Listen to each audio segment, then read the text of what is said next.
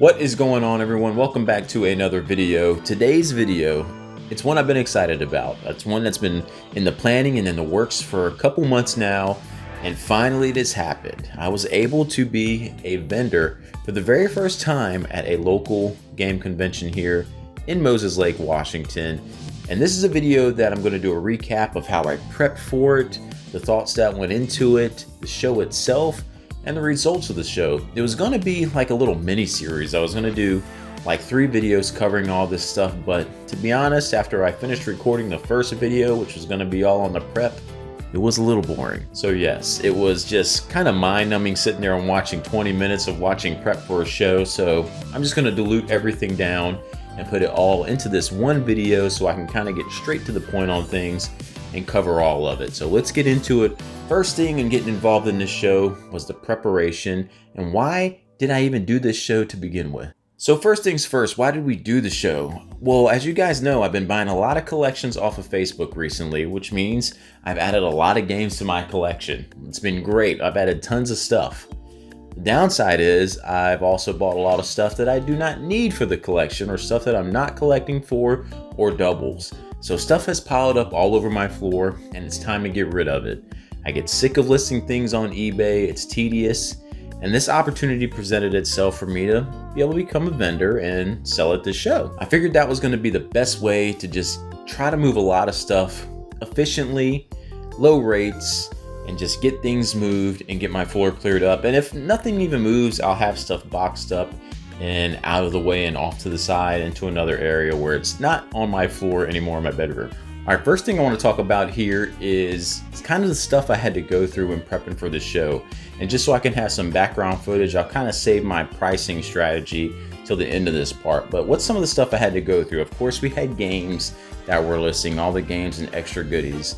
One of the big kind of headaches that took a long time to try to figure out prices on were my art books, strategy guides, collector's edition soundtracks, and stuff like that. And I'll show you guys an example.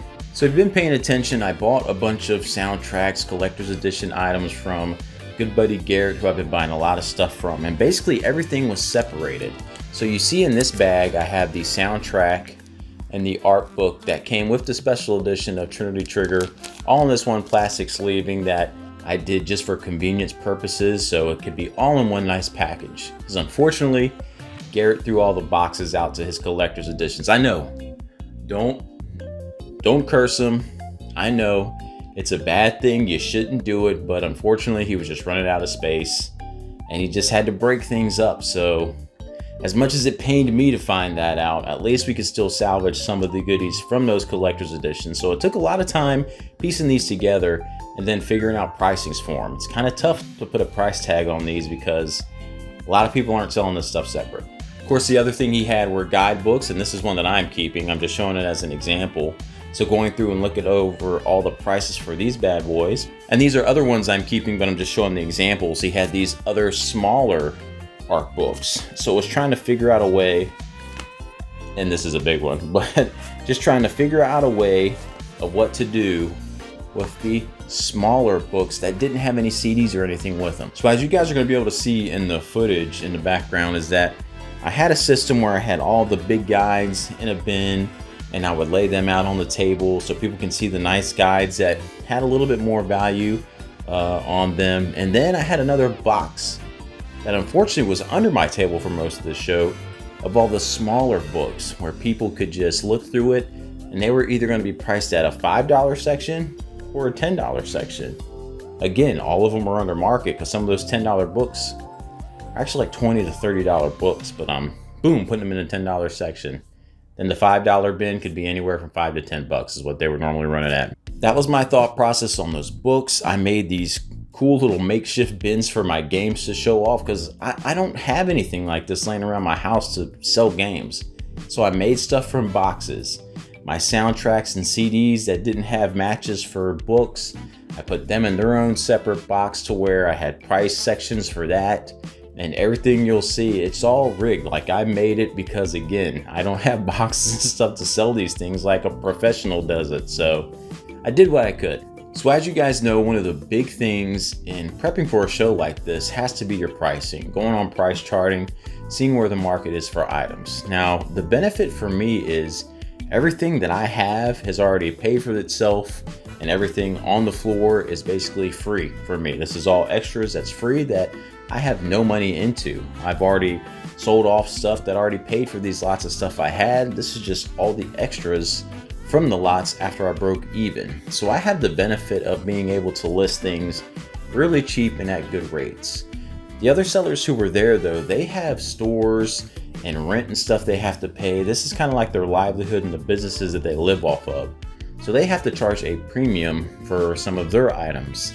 I didn't have to do that. And I didn't know how the other sellers were going to take that. Like if they start coming by my booth and saw my prices and see how undercut I might have been on some of their prices. It was in no intention to make their prices look bad or anything. It's just, I want this stuff moved. I'm a collector and I'm trying to help out fellow collectors with good prices on things. That was my thought frame going into it. So I hope it didn't cause any bad waves. Everyone there was really cool, the other vendors, and made some buddies while I was there. So I don't think they were mad about it. And I hope everyone did okay with their sales too. But that's just something that, you know, I wasn't going to be charging full retail on anything, and I was going to be way under on a lot of stuff. So that was my thought process going into it. So here we go. We're all prepped. All the items are ready to go. It's the day of the show. Our tables have set up, and I gotta say, I picked a great spot for my tables. At first, I thought it was going to be like a curse spot. Like most of the time at these shows, you want to be on the outside against the wall on the edge, but my spot, my table, right when you came in the entrance and walked up the little ramp to the top floor of the area, I was right in the middle. I was the first table you saw, and I think that really helped me in the long run because location can be important in these things. I had prepped a lot of stuff for 2 tables. I had an 8-foot table and a 6-foot folding table that I was going to put all my items on, and a little shelf for some figures and stuff to go on. I ran out of space quick. I should have did like a pre-setup at my house and set things up for a layout so I can get a better idea of what I was going to do with my table, because when I got there and started setting things out, I ran out of space quick. I had to put bins under the table and let people know who were coming up, hey, I got more stuff under my table here if you guys want to check that out. Later on in the show, as more things started to sell, I was able to move things from under the table up onto the top of the table so people would not have to bend over, because you want to accommodate people as much as you can at these things. People really appreciated how I packaged those CDs and collector's books together. They loved that. They loved how my stuff was laid out and presented, easy to get to, easy to see, easy to tell what it was. So anytime you can be more accommodating for the customer, I think they're going to really appreciate it, and they're going to want to come back and keep shopping with you. That kept happening. They'd make one round, come back around, stop again and get more stuff. It was awesome. So layout is important, and you got to think about what's the most important stuff you want to put on the table to move. For me, I really wanted to get a lot of these guides and books gone because they're heavy to store and move around. They're a pain. As much as I can get through and get them sold, it was going to be a plus for me. So that was a main goal, to get as much as that sold as I could. Now, of course, I got background footage running here, but I don't have any one-on-one transaction things because, guys, when the doors open, it got crazy quick. I couldn't just sit there and take the time to film a person on why they're picking something up, why they're getting this, and film the transaction like that. It was boom, boom, boom, transactions taking place fast and quick. Even having transactions taking place before the show between other vendors. Not too many games, but there was a card guy there selling a bunch of sports cards who came and cleaned me out. Bought my dollar box of cards and stuff that I had brought, and another guy who was selling Pokemon, I brought a stack of Pokemon cards. He bought them all out. Every single one of them before the show started. So little things like that are stuff you should think about too when you're going to this show. I had a cheap bin of games that I was initially asking $4 a game for at the start of the show. Halfway through the show, I changed it to $3 just to get the stuff to move. If someone would have made me an offer on that whole bin, I would have added up all the games and just sliced it in half and gave it to them, just to get those things out of here and out of the way. So you got to keep things like that in mind. Have a price in mind for a bulk deal, if someone wants to give you one. But some of the highlights from the show were just the interactions with the people coming to the booth, getting to talk to them, especially when it got a little bit slower about the things they're collecting for, what they're looking at. It's not like when you go into a GameStop and the employee's sitting there, hey, anything I can help you with today? And you're just like, no, I'm just looking around. When someone come to my booth, I'm like, all right, what are you collecting for, man? What are we looking out for today? And they would be anxious to say, like, I'm looking for this stuff, because if I have it, they want to get it. It was no, oh, I'm just browsing. Sorry, big jet flying by. But it was no, I'm just browsing, or hanging their head down and not wanting to talk. Everyone was really talkative, very interactive at the show. I met so many cool people. I was surprised at the amount of females who came to this type of event. Not to discriminate or anything, but there were a lot of females there, and they were buying up my art books and guides like crazy. They love that stuff. And I'll never forget, I got a couple stories I want to share. Sorry if it drags out. And I don't think any of these people are on footage, so I won't have that in the background playing. But there was one group of women who came in. It was two older women, maybe in their 40s or 50s, who looked like gamers. And then their daughters were with them, two daughters. And they were like in their 20s. And they were just having a blast looking through all my art books and games. I had told them, like, hey, I got a box over there full of $5 art books if you guys want them. I'll even give you some free ones if you get more. And their eyes just lit up, and they were going through it and looking for it, grabbing whatever they could. Then they went to my other bins that had the CDs and soundtracks put together with the art books, grabbing stuff out of there, and then they saw it. They saw a bunch of World of Warcraft art books with soundtracks and making up DVDs, and one of the girls just started to freak out. She loves World of Warcraft. She wanted to get all of them, and she was concerned though. She didn't think there'd be no way she'd be able to get them. She thought they would be really expensive. I said, no, you can get each one. It's $15 each. You can get a book, a soundtrack, and the making of DVD. $15 for that one, $15 for the other one, so on and so forth. And she just, done deal. She started picking all of them out. They had a blast going through all the stack of books they bought was insane. But just to see the smiles on their faces with the deals they were getting, the fun they were having looking through that stuff, and it was just great. Two more encounters that stuck out to me. One was this awesome young kid, probably, if I were to guess his age, had to be like 8 years old. He was there with his brother and his mom. They were sitting there. His mom was looking through the Switch games. She was going to buy Switch games for them, but he was looking for Zelda games. And we just started sitting there talking about Zelda, because it just made me smile that this 8-year-old kid is going on a journey to collect all the Zelda games and play them. He had played through Breath of the Wild when it came out and loved it. That was his first Zelda game. So then, of course, he played through Tears of the Kingdom. We talked about that. He's stuck on the final boss. I know he's going to get through it, though. And he was looking at what other games he wanted to get. I think he already bought, he told me, he bought Link to the Past before that show for Super Nintendo, which is awesome. But he was looking for some of the handheld versions for his 3DS. Of course, I had Majora's Mask, I had Ocarina of Time, and I had Link Between Worlds, all on the 3DS available there. Unfortunately, Ocarina had sold before to someone else, but he came there and he was debating which one to get between Link Between Worlds and Majora's Mask. He settled on Majora's Mask, and he was just tickled to death to add more Zelda to his collection. So it was just cool interacting with this little kid who just found this love for Zelda not too long ago. And now, man, does he have an awesome journey ahead of him, being able to play through and experience all the gems that I grew up with. It made me feel good inside. And like I told Alex, Return to Mother Base, that we were talking on Discord, and he was like, man, that kid is going places because he's got his priorities in the right spot. And you know what? He does. And the last story I will share before I drag this out too long is a guy who came up who was looking at one of the GameCubes I had. I had extra systems, so I brought a GameCube to sell with all the connections and controller, and I was selling it for $70. So he looked at it. I could see him debating what he wanted to do with it, and then he left the booth, and he came back about 20 minutes later.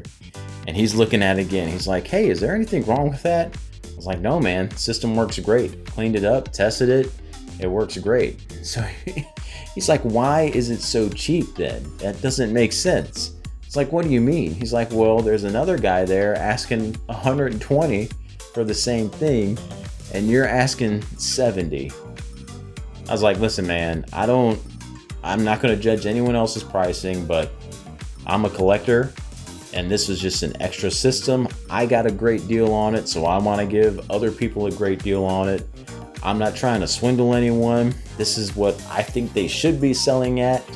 I don't think they should be selling at the rates they are. If someone's asking over 100, I don't think that's what a GameCube should be going for. As much as I love it, I want it to be accessible and people to get it. So he ended up getting it. And while I was going through the bin, getting out his cords and stuff for the system, there was another controller in my bin that was like beat up. The thumbstick was kind of messed up, and so was the C-stick. It's like, here, you can have this for free too. And again, he couldn't believe it. He's like, there's no way. Like, you're giving another controller for this for free? It's like, yeah, man, it's all yours. So when he paid me, he had paid me through Venmo. He actually paid me $80 because he felt so bad. I was asking so little for it. I was like, no, man, I got to give you money back. And he insisted, no, it's a tip. Thank you so much. So like, stuff like that was awesome, and it was happening throughout the day with people just complimenting my prices and how I had everything set up and bagged. They were really appreciative of it and made me feel like all the time that I put into the prep was worth it. One of the other things I was expecting and hoping for at the show were trade-ins. I was hoping people were going to come in and trade me their games so I could get good deals on getting games there. Kind of like how a game store works. Bring me your items for trade credit, or I'll give you cash for it, whatever you want to do. But that really didn't happen. There weren't too many people that had anything. One guy brought in a bunch of Nintendo Powers. And other than that, there were only like 2 or 3 more deals that came to my table, and that was it. So I would tell people I had a sign hanging up, because you guys know I'm going for full GameCube and full Wii U collection. I had a sign up on my booth saying, hey, I'm buying these. If you got them, bring them to me. And people would come up saying, man, I didn't know I could bring stuff to sell or trade myself, or I would have brought stuff. And then they would ask me for a business card so they could get in touch with me later so I could look through what they had and buy it. I'm like, I don't have a business card. This isn't a business. I'm just a collector. So it made me think about, well, probably now I should get some type of business card made for if I set up at a show again, I can give it to people in that type of situation. But all in all, it was just a great experience. I know I probably dragged the show portion out some, but I really wanted to share those stories with you and the interactions that I had. You know, and the last thing I'll hit on is one of the things I was worried about was possible theft at my booth. You know, I had my son there in case I needed to get up and go to the bathroom. He could keep an eye on things. But other than that, he was just sitting there playing games all day. So I could easily have my back turned talking to one customer and something else easily walk off. Easily could have been taken from my booth, but it didn't happen. As a matter of fact, a nice little story of a guy who had bought a bunch of guides and stuff from me. Of course, gave him great deals on some stuff because he was buying so much. And when I gave him his change back, I gave him the incorrect change. Gave him $5 extra. Well, he had left the table, came back a couple minutes later. Here's your $5, man. You gave me too much change. I just wanted to make sure you got it back. So that was just awesome. Honesty will take you a long way in life, folks. Even if it's over $5, it was just awesome that he did that. All right, now, sorry that was so long, but I really wanted to share those stories and stuff about some of the interactions I had, and just the show overall was just great. It was a blast. So let's go over the recap, stuff that I did end up picking up, and the results of the show with how much money I made. All right, so here we go. How much money did I make at the show? Again, everything was going to be profit for me. Everything that I have that is extra from all these Facebook deals, I've already made my money back on it. So everything here, it's all profit to go fund the rest of the collection. This stuff don't go to bills or nothing. This is just video game money. I sold $1,729 worth of stuff at this show, which at a bigger show or something, or you guys who have done shows before, I've seen stuff, that might be small stuff to you guys, but I could not believe it. I mean, we maybe had 500 people come to this thing because it's such a small town and area. I'm guessing between 500 and 700 people came to it. And to make that much money, I was expecting maybe 300 bucks. I didn't think anyone would buy art books or nothing, but those things sold like crazy. It's really interesting seeing the things that people are into buying and selling. A lot of my games did sell, but some of my bigger title games, which I thought would be gone in an instant, especially at the discounted prices, Twilight Princess HD, Xenoblade Chronicles X, some 3DS games, no one touched them. No one.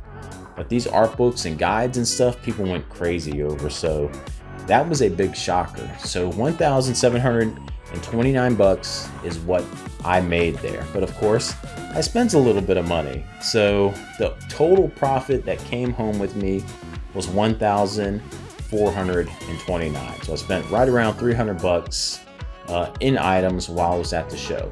So what did I get? I'll show you guys right now. All right, we'll talk about my pickups first, and then I'll show you guys the 2 trades that I was able to get that came to the table. So first and foremost, Wipeout 64.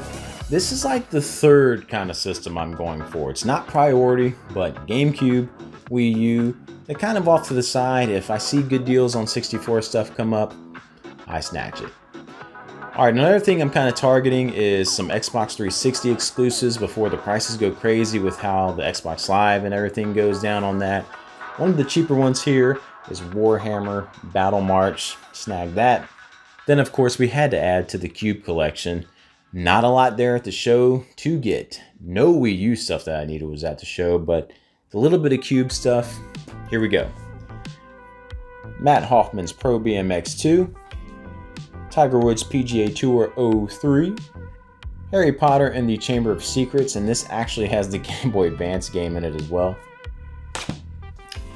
And a game I already had, Teenage Mutant Ninja Turtles, but I only had the disc, so now I have the full, complete in-box copy of it.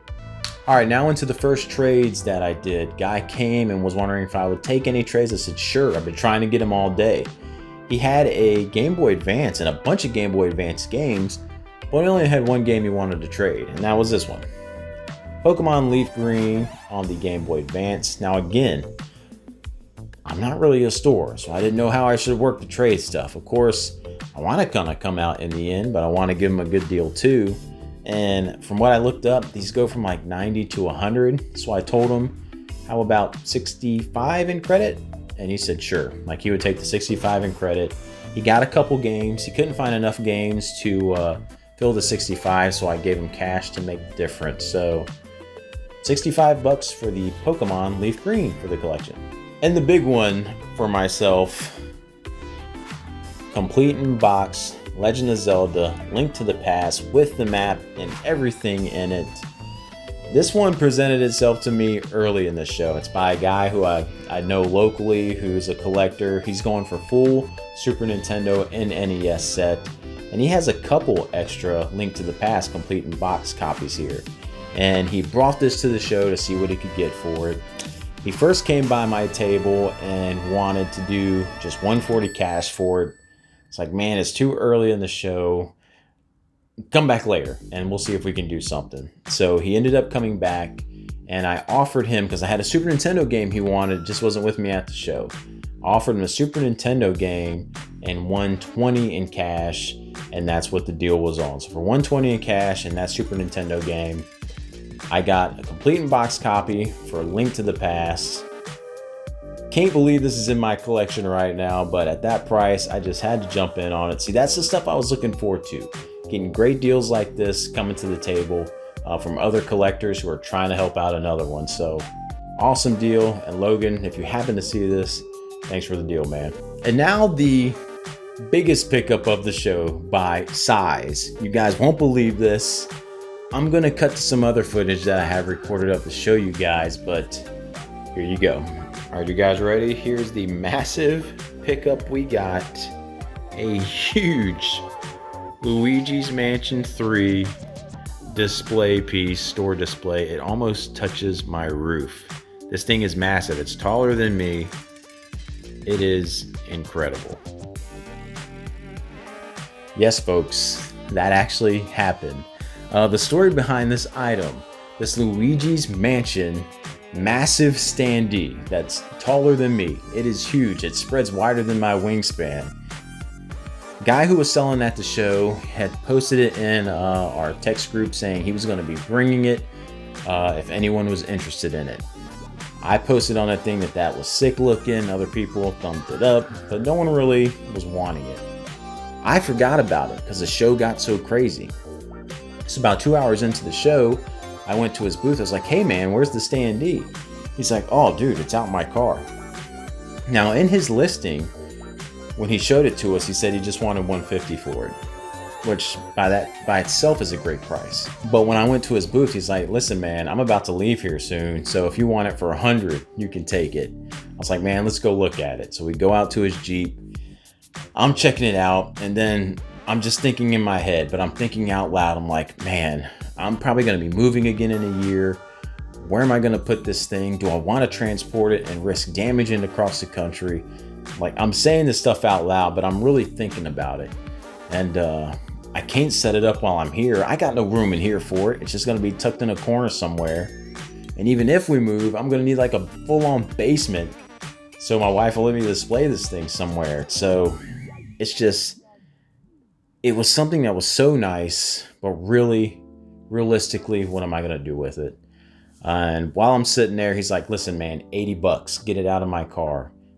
I caved right there. I said, $80, we'll do it. So for $80, I got that beautiful standee. I just couldn't pass up on that price. So now it's here. It's a thing of beauty. There's nothing wrong with it. So yeah, I have a Luigi's Mansion 3 standee. All right, so there you go, guys. That was the show in a nutshell. You know, I could talk about this thing for an hour. Maybe I should do a full-on podcast episode about this, going into real good detail, because I didn't want to drag this out too long. I'm sure there's stuff I missed, but it was a blast. By far, the highlight of the event was getting to interact with fellow collectors, seeing them smile with the stuff they were finding and picking up. It was awesome. That experience as a fellow collector myself is just awesome. Seeing other collectors happy with stuff they were getting and picking up at good rates. So great experience. It was cool to make a little bit of money to now fund this GameCube and Wii U collection. And yeah, so again, if you guys have any questions, leave it in the comments below and I will answer it the best that I can. Again, I might cover more about this in the future.